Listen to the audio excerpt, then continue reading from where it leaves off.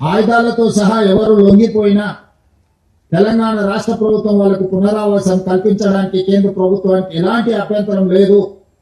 ఎవరు సరెండర్ అయినా వాళ్ళ ప్రాణాలకు వాళ్ళ మెరుగైన జీవన విధానానికి మీరు హామీ ఇవ్వండి అని చెప్పి అమిత్ షా గారు నాకు సూచన చేయడం జరిగింది. అమిత్ షా గారితో మాట్లాడిన తర్వాత నక్సలైట్ నాయకులతో వివిధ హోదాలలో ఉన్న వాళ్ళతో మాట్లాడితే ఈరోజు 130 మంది నక్సలైట్లు ఛత్తీస్గఢ్కు సంబంధించిన వాళ్ళు కావచ్చు, తెలంగాణ కావచ్చు, ఆంధ్రప్రదేశ్కు సంబంధించిన వాళ్ళు ఈ రోజు వాళ్ళ చేతుల్లో ఉన్న ఆయుధాలతోటి ఈ రోజు వాళ్ళు సరెండర్ అవ్వడం, అందులో 124 అత్యంత ఆధునికమైన ఆయుధాలతో ముఖ్యంగా 31 AK-47లు, SLRలు, ఇతర అధునాతనమైన ఆయుధాలు, విదేశాలలో తయారైన అధునాతనమైన ఆయుధాలు, 7,000 బుల్లెట్లు, బుల్లెట్ ద్వారానే ప్రజా సమస్యల్ని పరిష్కరిస్తామన్న వాళ్ళు ఈ రోజు బ్యాలెట్ ద్వారా ప్రజా సమస్యల్ని పరిష్కరించడానికి ముందుకు వచ్చి ఈ రోజు ఇక్కడ ఈ వేదిక ముందున్న 130 మంది నక్సలైట్లు ప్రభుత్వం యొక్క పిలుపు మేరకు ఈ రోజు సరెండర్ అవ్వడం జరిగింది. పాత్రికేయ మిత్రులు, ఉన్నతాధికారుల సమక్షంలో వాళ్ళు సరెండర్ చేసిన ఆయుధాలను మీరు చూసి AK-47 SLR, 303 rifles, 9mm pistols, ఇతర ఆయుధాలు, 7,000 బుల్లెట్లు ఈ రోజు సరెండర్ అయ్యే సందర్భంగా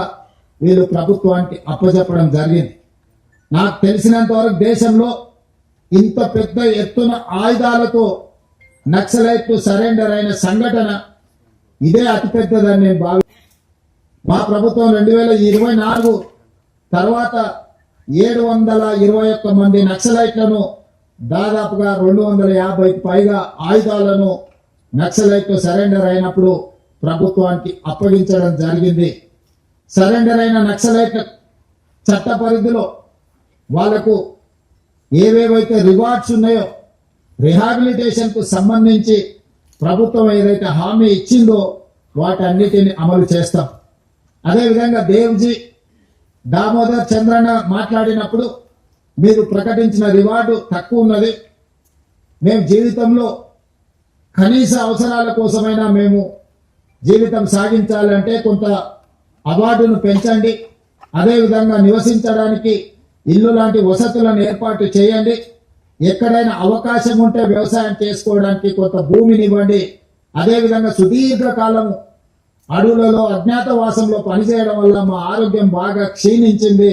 మాకు వైద్య సహాయాన్ని కూడా అందించమని వారు మాకు విజ్ఞప్తి చేయడం జరిగింది. అందుకే ఈనాడు తెలంగాణ రాష్ట్ర ప్రభుత్వం తరఫున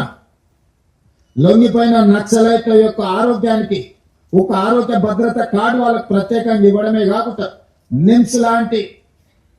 ఆసుపత్రిలో వాళ్ళకి పూర్తి స్థాయిలో వైద్యాన్ని అందించి వాళ్ళకు మెరుగైన వైద్యాన్ని అందించే బాధ్యత తెలంగాణ రాష్ట్ర ప్రభుత్వం తీసుకుంటుంది అని చెప్పి ఈ రోజు నేను తెలియజేస్తున్నా. అదేవిధంగా రివార్డు విషయంలో కూడా సెంట్రల్ కమిటీ కానీ, స్టేట్ కమిటీ కానీ, దళ కమాండర్లు కానీ, లేకపోతే వివిధ హోదాలలో ఉన్న వాళ్ళని కూడా వాళ్ళ యొక్క హోదాలను బట్టి ప్రభుత్వం కొంత ఉదారంగానే వ్యవహరించి వాళ్లకు మంచి ఆర్థిక సహాయాన్ని కూడా అందించడానికి తొందరలోనే డీజీపీ గారిని, చీఫ్ సెక్రటరీ గారిని, ఇతర అధికారులతో 1993లోనే తెలంగాణ ఆనాటి ఉమ్మడి ఆంధ్రప్రదేశ్లో నక్సలైట్ల యొక్క రిహాబిలిటేషన్ కోసం ప్రత్యేకమైన ప్యాకేజీలను ప్రకటించడం జరిగింది. అందుకే ఈరోజు దాదాపు 30 సంవత్సరాలలో వివిధ సందర్భాలలో వాళ్ళకి ఇచ్చిన నగదు కానీ ఇతర వసతులను ఇంకా మెరుగ్గా వాళ్ళకి అందించేటట్టు ఈరోజు చీఫ్ సెక్రటరీ, డీజీపీ గారు ఇతర అధికారులతో మాట్లాడి నగదును కూడా పెంచే ప్రయత్నం, తెలంగాణలో ఉన్న అందరికీ ఇందిరమ్మ ఇల్లు కేటాయించడమే కాకుండా ఎక్కడైనా వాళ్ళకి ఇల్లు కట్టుకోవడానికి స్థలం లేకపోతే వాళ్ళ సొంత గ్రామాలలో ఇంటి స్థలాన్ని కూడా రాష్ట్ర ప్రభుత్వం కేటాయించి వాళ్ళు ఇల్లు కట్టుకోవడానికి కూడా రాష్ట్ర ప్రభుత్వము వాళ్లకు సహకారాన్ని అందిస్తుంది. భూమి విషయంలో కొంచెం గ్రామాలలో ఈరోజు భూములు అందుబాటులో లేవు కాబట్టి భూ కేటాయింపు విషయంలో నేను ఇప్పుడు ఎలాంటి మాట చెప్పలేను. ఉండడానికి ఇల్లు, మెరుగైన వైద్యము, అదే విధంగా వాళ్లకు నగదు బహుమతి వీటన్నిటిని కూడా వాళ్ళకు అందించి సమాజంలో ఒక ఆత్మగౌరవంతో కూడిన జీవన విధానాన్ని కొనసాగించడానికి రాష్ట్ర ప్రభుత్వం సంపూర్ణంగా సహకరిస్తుంది.